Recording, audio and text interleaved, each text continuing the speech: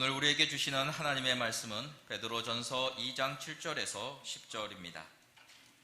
그러므로 믿는 너희에게는 보배이나 믿지 아니하는 자에게는 건축자들의 버린 그 돌이 모퉁이의 머릿돌이 되고 또한 부딪히는 돌과 거치는 반석이 되었다 하니라.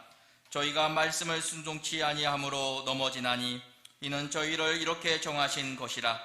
오직 너희는 택하신 족속이요 왕같은 제사장들이요 거룩한 나라요 그의 소유된 백성이니 이는 너희를 어두운 데서 불러내어 그의 기이한 빛에 들어가게 하신 자의 아름다운 덕을 선전하게 하려 하심이라. 너희가 전에는 백성이 아니더니 이제는 하나님의 백성이요 전에는 긍휼을 얻지 못하였더니 이제는 긍휼을 얻은 자니라. 아멘.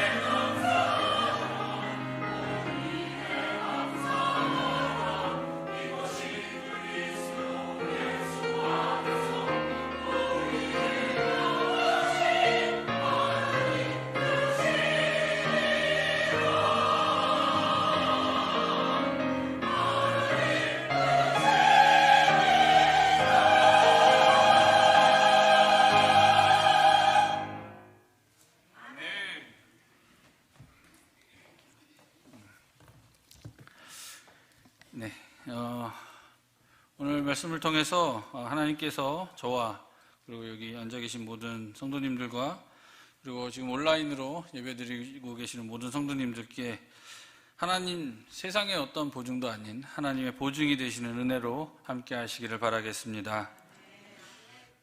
네, 오늘 이제 함께 은혜 나눌 말씀은 베드로 전서입니다. 이 베드로 전서는 베드로 사도가 작성했다라고 많이들 이야기합니다. 그러니까 베드로 사도가 쓴 편지는 총 2개입니다. 하나는 베드로 전서고요. 하나는 베드로 후서입니다. 베드로 전서와 베드로 후서가 조금 다릅니다. 뭐가 다르냐면 저희는 이제 한글로 이제 딱 번역되어 있는 걸로 이렇게 보기 때문에 그게 참 크게 이게 안 와닿는데, 헬라어에는 이렇게 고급 언어들이 있고 그냥 일반적으로 사용하는 언어들이 이렇게 있습니다. 근데 어찌됐건 간에 베드로 전서에는 좀 약간 고급진 표현들이 많이 들어가 있습니다. 그런데 그 왜 그러느냐? 베드로 후서에는 왜 고급진 표현이 안 들어갔느냐? 이 베드로 사도가 원래 직업이 있습니다. 여러분들 다 아시죠? 예, 어부입니다. 어부다 보니까 그가 그냥 쓴 편지, 그가 뭐 특별하게 누구의 도움을 받지 않았다면 이 표현이 약간 다소 거친 면이 있습니다. 그래서 베드로 전서와 베드로 후서가 서로 문체가 약간 다릅니다. 그럼 왜 그러느냐? 오늘 읽지 않았지만 5장 12절에 보면 그 실루아노라고 되어 있는데, 그 신라의 도움을 받아서 베드로 전서의 문체는 굉장히 부드럽습니다. 고급진 표현들도 많이 있고요. 그래서 베드로 전서와 베드로 후서를 모두 다, 물론 베드로가 적지만 기록해서 보냈지만, 전서는 특별히 실루아노의 또 누군가의 도움을 통해서 자신의 신앙, 자신의 마음을 이렇게 전하는 그런 서신서가 베드로 전서입니다. 여러분들 베드로가 누군지 너무나 잘 아시죠? 베드로는 예수님의 제자, 12제자 중에 수제자라고 할 수 있습니다. 대표적인 제자이지요. 너무나 잘 알고 있으시기 때문에. 그럼 왜 베드로가 수제자가 됐는지는 다들 알고 계시는가요? 바로 베드로의 신앙 고백 때문입니다. 그가 예수님께서 물어보시죠. 길을 이렇게 가다가 이제 예루살렘 향해서 이제 자신의 공생의 마지막을 하면서 이 제자들에게 물어본 겁니다. 사람들이 나를 누구라 하느냐? 그러니까 대답을 하죠. 세례 요한이라고도 합니다. 엘리야라고도 해요. 또는 선지자 중에 누구라고 이야기합니다. 이렇게 이야기를 하는 겁니다. 근데 그 대답들이 썩 마음에 안 드셨죠. 그래서 예수님께서 다시 한번 물어보십니다. 그러면 너희는 나를 누구라 하느냐? 그때 베드로가 아주 유명한 신앙의 고백의 말을 합니다. 바로 무엇이냐? 주는 그리스도시요, 살아계신 하나님의 아들이십니다 라는 고백을 합니다. 그래서 이 신앙 고백이 바로 교회의 기초가 됩니다. 많은 사람들은 교회의 기초가 베드로라고 이야기하는 사람들도 있는데 그렇지가 않습니다. 바로 이 신앙 고백 위에 바로 교회가 서는 것입니다. 즉 우리의 신앙의 기초에는 바로 베드로의 신앙 고백이 있다는 것입니다. 우리의 생활에는 바로 이 신앙 고백이 있어야 한다는 것입니다. 그렇게 베드로가 신앙 고백을 한 다음에 참 좋은 말씀이, 베드로가 더 열심히 사역했어요, 열심히 했어요 라는 말씀이 바로 연결되면 좋은데, 공관복음 모두에는 베드로의 어떻게 보면 작은 실수라고 하면 작은 실수 같은 게 한 가지 기록되어 있습니다. 그 내용은 무엇이지요? 예수님께서 자신이 고난을 당한다라고 이야기하십니다. 너가 그렇게 고백해줘서 참 고맙다. 하지만 나는 이 세상에서 해야 할 일이 있다. 십자가를 져야 한다. 이러한 고난을 이야기하시니까 베드로가 어떻게 하죠? 안 돼요. 왜 우리 선생님이 그런 고통을 당하셔야 됩니까? 제가 그거를 결사로 맡겠습니다 라고 이야기하죠. 그러니까 예수님께서 이야기하시지요. 뭐라고 이야기하십니까? 너가 사람의 일은 생각하지만 하나님의 일은 생각하지 않는다. 그리고 굉장히 심한 말을 탁 하십니다. 사탄아, 뒤로 물러가라. 큰 소리로.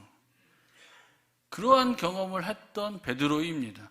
그러한 베드로 그 말씀, 그 신앙 고백과 그 예수님의 첫 번째 순환에 대한 고백, 그리고 베드로의 어떻게 보면 작은 실수라고 하면 인간적인 면을 이렇게 보여주면서 그 이후에 공관복음에 공통적으로 기록된 하나의 말씀이 있습니다. 그것은 무엇이냐면 바로 예수님의 변화산 사건입니다.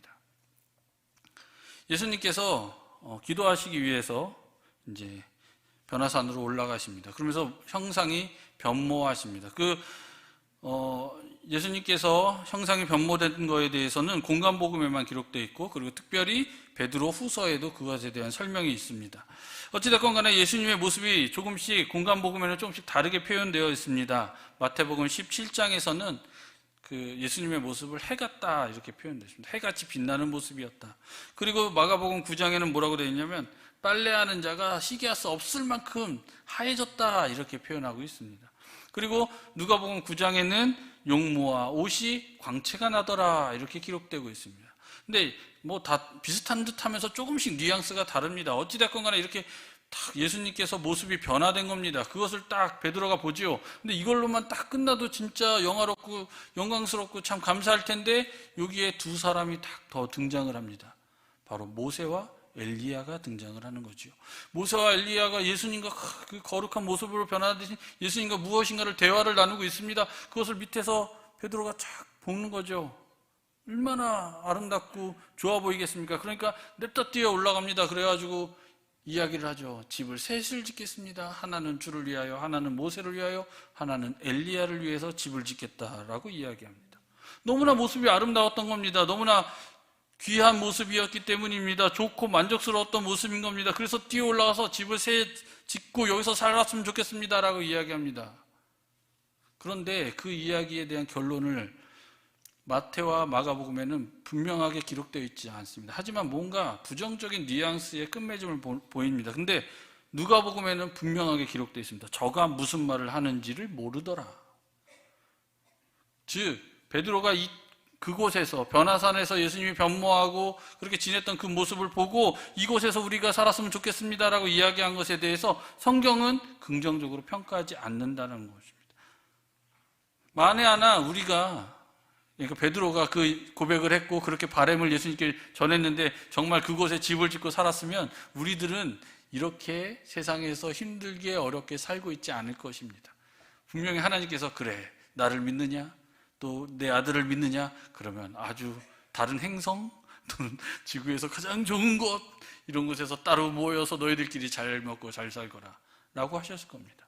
근데 그 이야기의 맨 마지막에 뭐라고 이야기하시냐면 하나님께서 이야기를 해주십니다. 명확하게 세 복음서 공간복음서에 똑같이 이야기합니다. 나의 아들이니 그의 말을 들으라 라고 이야기하십니다. 그럼 예수님께서 변화산 사건, 신앙고백 이후에 변화산 사건 이후에 어떤 일을 하시느냐? 바로 십자가에 달려 돌아가시기 전에 예루살렘으로 향해서 내려가시는 역할을 감당하십니다. 그것이 바로 예수님께서 앞으로 행하실 일이고 너희들이 그 말을 듣고 따라가야 할 길임을 하나님께서도 분명히 이야기해 주십니다. 이 말은 즉슨 무엇이냐? 변화산 이야기를 통해서 그리고 베드로의 신앙 고백을 통해서 이야기하시는 것은 무엇이냐? 바로 교회 공동체의 중요한 특성이 한 가지 드러납니다. 그것은 무엇이냐? 너희들 정말 귀한 사람이고 그렇긴 하지만 이 세상에서 살아가야 한다는 것을 이야기하고 있는 것입니다. 이 세상에서 살아가야 한다니까 참 마음이 아프신가 기침소리가 많이 들리네요. 쉽지 않습니다. 이 세상을 살아가는 거 정말 너무나 쉽지 않은 일입니다.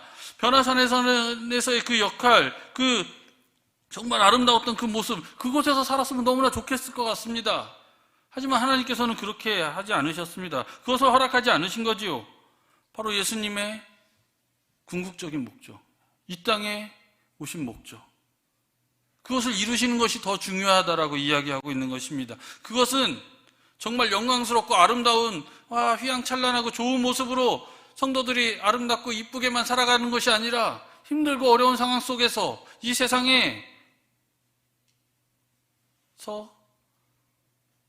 완전히 다른 존재로 살아가는 그러한 존재임을 이야기하고 있는 것입니다.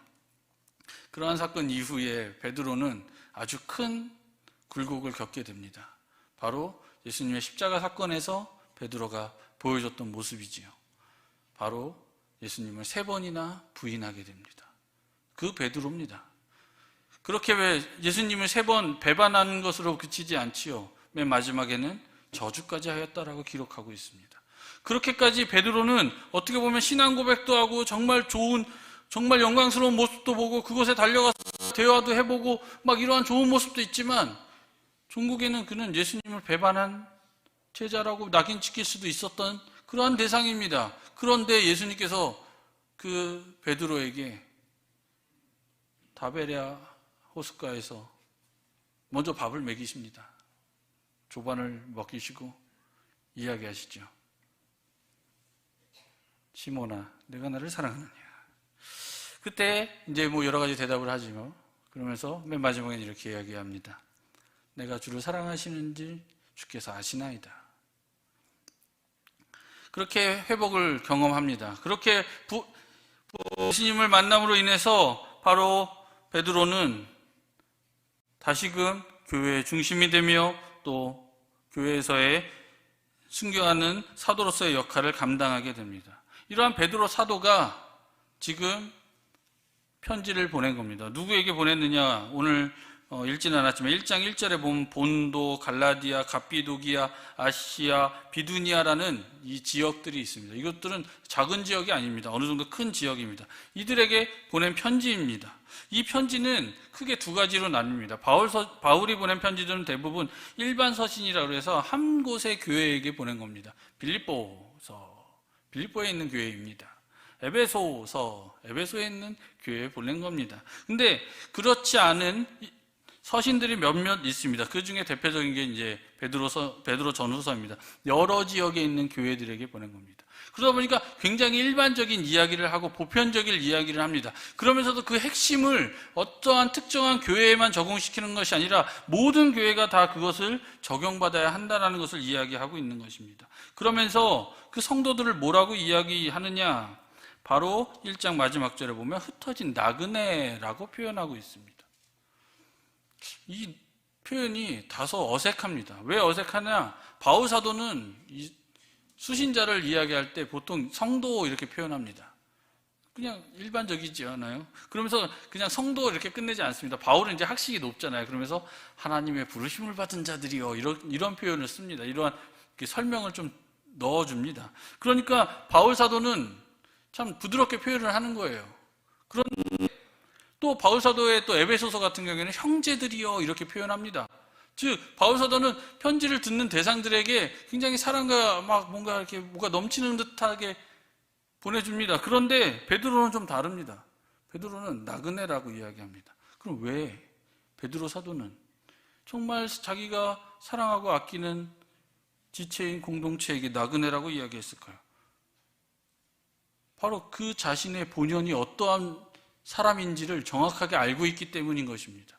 우리가 왜 나그네입니까? 우리가 전창민과 다르다는 겁니다. 이 땅에 무엇인가를 가지고 무엇인가를 노력하며 이 땅에서 모든 것을 다 이루는 사람이 아니라는 그러한 뜻에서 나그네라는 호칭을 바로 편지 수신자들에게 보내는 것입니다. 이 땅에 나그네로 살아가라고 이야기하고 있는 것입니다. 이 땅에 무엇인가를 쥐려고, 이 땅에서 무엇인가를 이루려고 하려고 사는 사람들이 너희들은 아니다라고 이야기하고 있는 것입니다.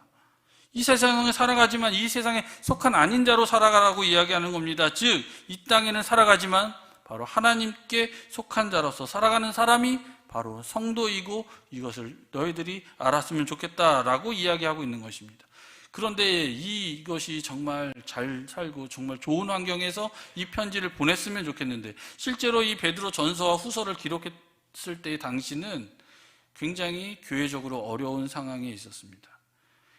이때는 초기 기독교에 3대 박해를 했던 황제들이 있습니다. 그 중에 한 명인 여러분들 많이 들어보셨을 네로 황제 시대입니다. 이 네로 황제 시대 때 사도들이 참 많이 죽었습니다. 이렇게 힘들고 어렵고 실제로 이 베드로서를 기록하고 있었던 장소는 로마라고 추정합니다. 베드로 사도가 왜 로마에 갔을까요? 복음 전하러? 아니요, 감옥에 끌려가 있는 상황입니다. 그러한 상황 속에서 베드로 사도가 힘들고 어려운 상황 속에서 내가 기존에 목회했던 그리고 복음을 전했던 그 대상들에게 편지를 보내는 겁니다. 안타까움과 힘듦과 어려운 그러한 대상들에게 사랑과 권면의 편지를 보내는 내용이 오늘의 본문에 있는 말씀입니다. 그러면 이렇게 왜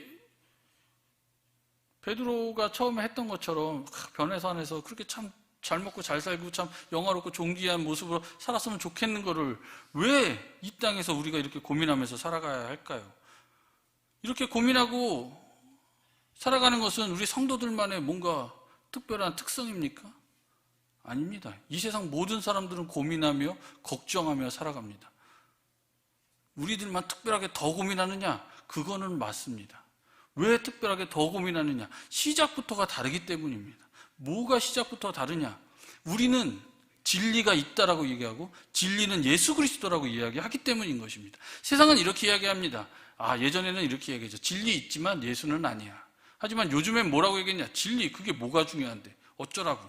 이러한 세상 속을 살아가기 때문에 우리는 더 많은 고민을 해야 되는 것입니다. 더 많은 걱정과 근심 안에서 살아가는 겁니다. 무엇인가 하나를 선택하더라도 더 많은 생각을 하게 돼야 된다는 것입니다.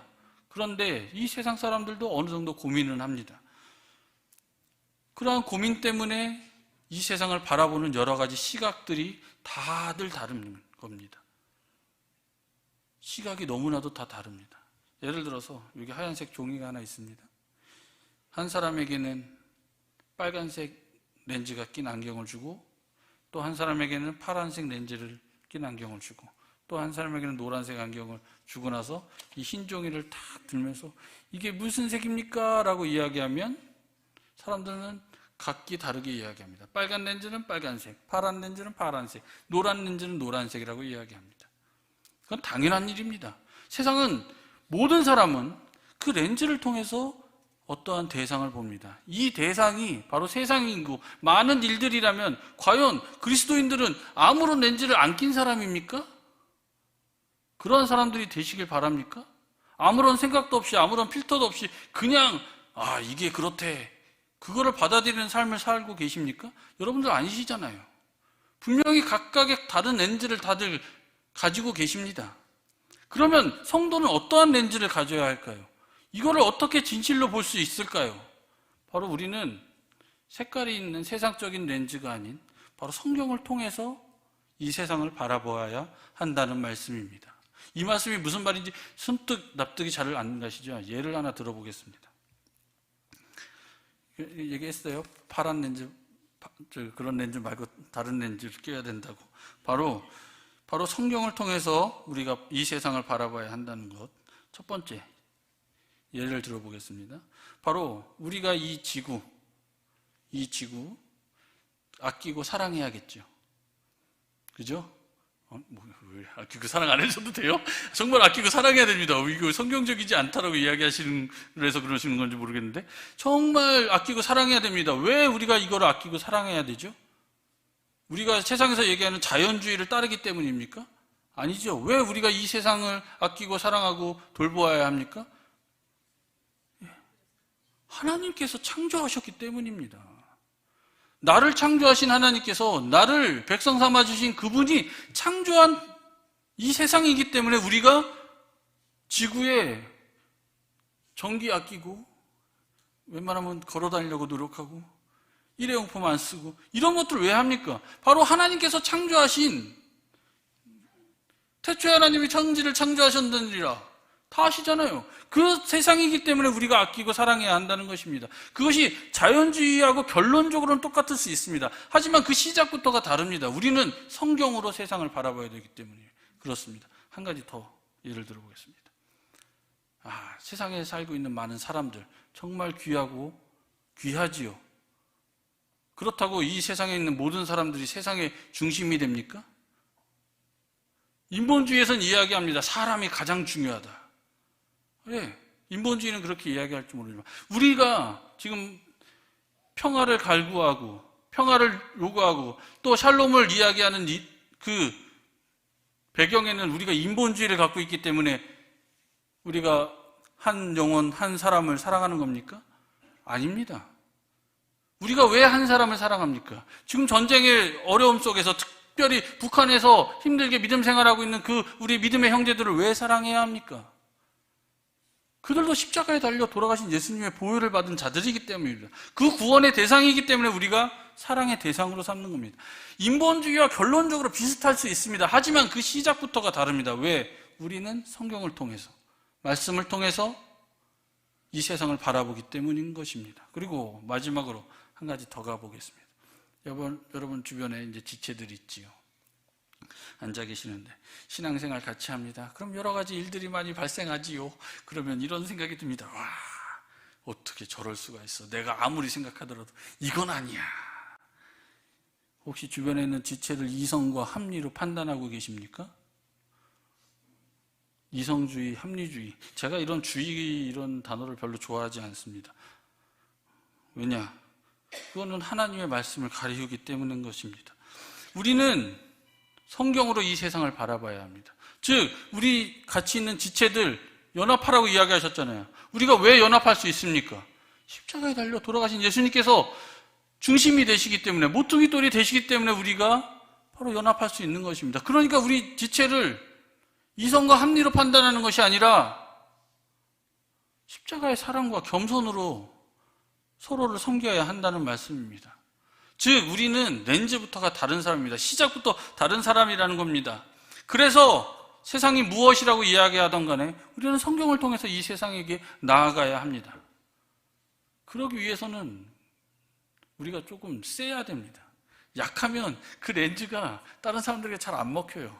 그러니까 좀 세야 됩니다. 그러면 우리가 과연 셉니까? 우리는 별로 안 셉니다. 저도 별로 안 세고요.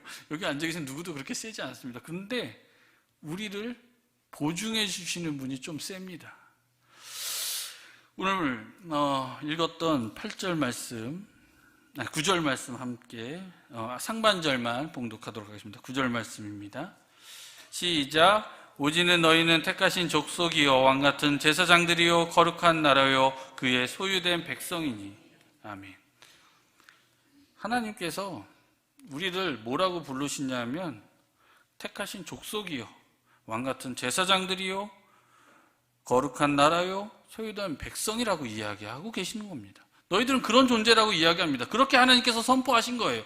그것을 우리가 굳이 나는 사양하겠습니다 이러실 필요는 없어요. 벌써 우리는 다 받아들였기 때문에. 그러니까 하나님께서 그러한 존재라고 인정을 해주신 겁니다. 이러한 보증을 우리가 확실히 믿어야 된다는 겁니다. 근데 이것을 세상 사람들은 그렇게 달갑게 보지 않습니다. 예를 들어 볼게요. 오늘 읽었던 말씀. 하나님께서 우리에게 얘기해요. 너희들 택하신 족속이다. 다 아멘 하시죠? 예, 택하신 족속이다. 그러면 세상 사람들은 이렇게 이야기합니다. 와, 너희들 옛날 이스라엘이 갖고 있었던 선민사상을 갖고 있는 것이냐? 맞습니다. 그거 부정하지 마세요. 특별히 우리를 택하셨다는 걸 우리가 부정해서는 안 됩니다. 근데 자꾸 선민사상이라고 그러면 뭔가 이상하고 뭔가 깨림직하고. 근데 여러분, 여기서 사용되는 이 택하신이라는 거는 이제 헬라어다 보니까 헬라어에서 주로 어떤 용도로 사용되었냐면 그냥 길거리 가다가 돌멩이 하나 주웠어 이런 단어로 사용되는 게 아닙니다. 뭐냐? 특별하게 예수님께서 또는 하나님께서 창세전부터 택정하셨다 이럴 때 사용되는 단어 택하셨다라는 단어입니다. 즉 우리가 뭔가를 노력해서 얻은 거 아닙니다. 하나님의 긍휼하심 이거 우리 노력해서 얻은 분 없으시죠? 하나님이 그냥 선택해 주신 겁니다. 그걸 우리가 어떻게 할 수 없어요. 그러한 택하신 족속입니다. 내가 어떻게 해서 얻어진 것이 아니라 분명한 선민사상과 맞닿아 있긴 하지만 그것과 분명히 본질적으로 다른 것이 있습니다. 무엇이냐? 내가 그것을 노력해서 얻은 것이 아니라 그저 십자가에 달려 돌아가신 예수님을 나의 구주로 고백하기 때문에 그러한 택함을 받았다는 것을 우리가 분명히 알고 있습니다. 그렇기 때문에 우리가 택하신 족속이니까 나는 선민사상이니까 자식들 까불거나 말거나 내가 다 이겨. 이런 것이 아니지요. 겸손하게 낮아져야 되는 겁니다. 내가 무엇이 한 거 아니고 십자가의 그 사랑으로 내가 그 큰 은혜를 받았기 때문에 더욱 겸손하게 낮아져야 된다는 겁니다. 선민사상이긴 하지만 우리는 겸손해야 한다는 겁니다. 그리고 두 번째, 왕같은 제사장입니다. 왕이면 왕이고 제사장이면 제사장이고. 근데 우리는 알고 있습니다. 이 왕같은 제사장이 무엇을 의미하는지. 이거 실생활에 적용하면 이렇게 이야기할 수 있습니다. 너희들 정교일치하려고 하는 것이냐. 그렇다고 이게 꼭 정치를 이야기한다는 것이 아닙니다. 너희들의 삶과 너희들의 신앙이 일치하기를 원하느냐. 네, 맞습니다. 여러분들 삶이 여러분의 신앙과 일치하시기를 바라겠습니다. 그것이 바로 우리의 신앙입니다. 그것을 보증해 주신 거예요. 그렇게 사는 삶을, 성도를 하나님께서 보증해 주신 겁니다. 그런데 자꾸 신앙 따로, 삶 따로, 왕은 왕이고 제사장은 제사장이지 왜 이게 같이 가냐? 아니요. 우리는 결코 분리될 수 없는 존재임을 분명히 기억하셔야 됩니다. 성도는 삶으로서 예배하는 자입니다. 삶 따로, 예배 시간 따로가 아닙니다. 삶 자체가 예배가 되어야 한다는 것입니다. 그리고 세상에 대해서 하나님의 말씀을 선포하는 자입니다. 믿는 사람들끼리 선포하는 거 제가 맨날 죄송합니다. 이거 저를 비하하는 겁니다. 여러분들 중에. 저 맨날 이렇게 하는들 차라리 나가서 제가 이번 주에 광명 트리우스 가가지고 두 동을 꼭대기층부터 밑에층까지 막 뛰어내려가면서 막 전도지 꽂았거든요. 차라리 그게 더 낫습니다. 여러분들도 다 믿으시잖아요. 하지만 이 트리우스 전도 위에서 막 뛰어다니는 겁니다. 그렇게 하라는 겁니다. 하나님께서 그런 너희들의 삶의 자리에서의 역할이 있다라고 이야기하십니다. 그리고 왕입니다. 왕을 놓쳐선 절대 안 됩니다. 그 왕이라는 건 무엇이지요? 위에는 없다는 겁니다. 우리의 종속은 단 한 분, 하나님뿐이라는 겁니다. 세상 어떠한 대상이나 어떠한 대상으로부터 억눌리거나 제한받을 필요가 없답니다. 그러한 의미에서 왕입니다. 즉 우리는 이러한 귀한 존재로 하나님께서 보증해 주신 겁니다. 그리고 세 번째, 거룩한 나라입니다. 많은 분들이 저한테 성경 공부하면 제가 거룩을 막 이야기하면 거룩이 과연 무엇입니까? 라고 많이들 물어보십니다. 그러면 저는 딱 한 단어로 얘기합니다. 구별됨입니다. 거룩은 구별됨입니다. 그건 뭐야? 그러면 이런 거야? 천상천하 유아 독존으로 사는 것이 그리스도인의 삶입니까? 아니요. 구별됨과 이렇게 분리되는 것을 여러분들 헷갈려 하시면 안 됩니다. 제가 말씀드린 것은 이것입니다. 바로 함께 존재하나 섞일 수 없는 존재입니다. 같이 사는 거예요. 같이 먹고 마십니다.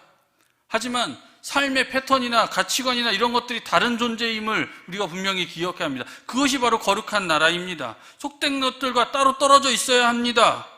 세상과 함께 공존하나 연합하거나 타협하지 않는 존재가 바로 성도입니다. 그리고 그것을 바로 거룩한 나라라고 이야기하시고 하나님께서 그 대상을 보증하고 계신 겁니다. 그리고 마지막으로 네 번째, 하나님의 소유된 백성입니다. 이거는 너무나 쉽습니다. 메이드 인 하나님입니다. 품질 보증, 이게 제가 오늘 설교 제목으로 잡은 가장 중요한 내용입니다. 우리는 하나님의 소유된 백성입니다. 그러니까 하나님께서 만드셨다는 거예요. 뭐 이러면 뭐 걱정할 게 없지 않습니까? 걱정할 게 있으신가요? 걱정할 거 없죠. 하나님께서 내 거다 이렇게 해버렸는데 뭘 걱정할 게 있습니까? 예전에 제가 학창 시절로 되게 멀지 않을 거라고 생각하시는데 저도 상당히 봅니다. 하여튼 어찌됐건 간에 그때 학용품들을 이렇게 살 때는 뭘 봐야 되냐면 큐마크라는 게 있었습니다. 큐마크. 제가 어렸을 때. 요즘에도 있는지 모르겠는데 그런 학용품을 사면 크게 망가지거나 크게 막 이렇게 막 품질이 떨어지지 않아요. 그래서 큐마크 이런 게 있었습니다. 그리고 여러분들 다 알고 계시는 품질 보증 있죠? KS. 한국에서 다 우리나라에서 해주는 KS 마크. 요즘에는 전자제품을 살 때 KC 마크를 이렇게 확인해야 된다. 뭐 이런 것들을 광고하려고 그러는 게 아니라 한 걸음 더 가면 ISO라는 게 있습니다. 이것은 뭐냐? 제품뿐만 아니라 이 제품을 생산하는 그 회사에 대한 사후 인증까지도 해주는 그것이 이제 ISO라고 이야기합니다. 즉 AS까지 확인해주고 그 기업이 튼튼한지 이것을 만들고 끝나는 것이 아닌지. 즉 이것들은 다 나라에서 보증하는 제도예요. 그래도 마음이 든든하잖아요. 그런데 우리는 하나님이 보증한 존재들입니다. 여러분 모두 하나님이 보증한 존재들입니다. 그러니까 걱정하실 필요, 메이드 인 하나님이니까 걱정하실 필요 없어요 라고 하고 설교를 끝내면 좋겠는데 여러분도 사실 걱정, 근심 많으시잖아요. 쉽지 않잖아요. 제가 우리 청년들 가끔 이렇게 제가 이렇게 좀 이렇게 청년들 가끔 이렇게 와가지고 목사님 이 학원 다녀야 돼요. 이 이과 가야 돼요. 이런 거 가끔 물어봅니다. 그럼 제가 뭐라고 얘기할까요? 네, 기도해봐. 이러지는 않겠죠. 설마 제가 이렇게 일반적이진 않습니다. 일단 해봐라고 이야기합니다. 담대히 해보라고 이야기합니다. 왜 이렇게 금신 걱정하느냐? 설사 그것이 정말 꼬꾸라지고 자빠지는 한이 있더라도 너가 정말 기도하며 그것을 준비해가며 나아가면 그것 또한 하나님께서 쓰신다는 겁니다. 우리가 그러한 신앙의 고백이 있어야 됩니다. 그러한 믿음의 강성을 가지고 있어야 됩니다. 그렇지 못하면 이거 발 한 걸음 살짝 내딛었다가 뜨거워 뒤로 휙 돌아서 또 한 걸음 또 가는 척하다가 맨날 준비만 그렇게 그러지 마. 그냥 일단 가보는 겁니다. 정확하게는 아무도 몰라요. 하나님만 아시지요. 그리고 그 길이 정말 잘못된 길이면 하나님께서 꺾어버리십니다. 저 꺾여서 여기 온 겁니다. 열심히 갔어요. 되게 열심히. 그러면 꺾여서 보내십니다. 걱정하실 필요 없어요. 일단 가면 됩니다. 내가 이 일을 정말 하나님의 뜻은 잘 모르겠고 내가 이 일이 정말 좋아. 일단 가보는 겁니다. 일단 해보는 거예요. 그런데 하나님께서 정말 그 길이 아니다라고 얘기하면 꺾어버리십니다. 그러면 그때 순종하고 오면 됩니다. 그 대신 우리 마음속에 기본적인 건 갖고 있어야지요. 나를 꺾으실 분은 하나님이 분명히 계심을 우리가 그 존재를 인식해야 하며 살아가야 한다는 것입니다. 그 말씀을 오늘 본문 말씀 10절에 분명하게 기록하고 있습니다. 제가 10절 말씀 봉독하도록 하겠습니다. 너희가 전에는 백성이 아니더니 이제는 하나님의 백성이요 전에는 긍휼을 얻지 못하였더니 이제는 긍휼을 얻은 자니라. 아멘. 향후 AS까지 책임져 주신다는데 뭐 이렇게 근심 걱정을 하십니까? 그런데 여기서 끝내면 참 좋겠는데 이 중간 사이에 뭔가 분명한 게 있어요. 제가 9절 상반절 읽었죠? 그리고 10절 읽었어요. 그 사이에 뭔가 중요한 게 있습니다. 그 9절 중간에 있는 부분 다 함께 봉독하도록 하겠습니다. 시작. 이는 너희를 어두운 데서 불러내어 그의 기이한 빛에 들어가게 하신 자의 아름다운 덕을 선전하게 하려 하심이라. 아멘. 아멘 하셨어요. 예, 감사합니다. 무엇일까요? 이게 바로 베드로만이 가질 수 있는, 베드로 사도만이 표현할 수 있는 표현 방법입니다. 변화산에서 경험했잖아요. 어두운 컴컴한 밤에 기이한 빛으로 빛나는 예수님, 그리고 변모하신 그 예수님 주변에 같이 이야기 나눴던 모세와 엘리야, 그 모습을 봤기 때문에 이러한 표현이 가능한 겁니다. 그것을 통해서 이야기하고자 하는 것이죠. 그 예수님께서 우리에게 요구하시는 것은 단 하나다. 그것은 무엇? 바로 아름다운 덕을 선전하라 하신다는 겁니다. 그 아름다운 덕은 무엇일까요? 다 알고 계시지요? 바로 복음입니다. 여기서 아름다운 덕이라고 표현된 것은 굉장히 탁월한 것을 이야기합니다. 우리 일반적인 거 아니에요. 뭐 쉽게 구할 수 있는 다이아몬드. 쉽게 구할 수 없죠? 하지만 이런 거 아닙니다. 그보다 훨씬 더 탁월한 겁니다. 영적인 것을 포함한다는 거예요. 그 가치를 또 포함한다는 겁니다. 그렇게 귀한 것이 우리가 갖고 있는 것 중에 여러분들 다 가지고 계시군요. 뭘 가지고 계십니까? 십자가 사랑을 다 받으셨잖아요. 그래서 이곳에 와서 앉아 계신 겁니다. 그것을 전하시는 여러분들 되시기 바랍니다. 우리가 뭘 잘해서 그것을 얻었겠습니까? 뭐 노력해서 얻었겠습니까? 그죠? 나는 죄인입니다. 예수님의 십자가 아니면 구원받을 수 없는 존재입니다. 이러한 신앙 고백, 베드로가 했던 신앙 고백, 주는 그리스도시요 살아계신 하나님의 아들이십니다라는 그 신앙 고백 안에 우리가 교회 공동체가 이렇게 모여 앉아 있는 것처럼 여러분들 삶에서 이러한 신앙의 고백을 통해서 하나님의 보증받으시는 성도 여러분들 모두 되시기를 바라겠습니다. 제가 기도하고 마치겠습니다. 사랑과 은혜가 풍성하신 하나님 참 감사합니다. 저희들의 보증이 되어주시고 저희들이 살아나갈 때 저희들의 힘과 능력이 아니라 하나님의 힘과 능력으로만 살아가는 하나님의 보증된 자로서의 삶을 살아가는 저희들 되게 하여 주시옵소서. 예수님의 이름으로 기도드립니다.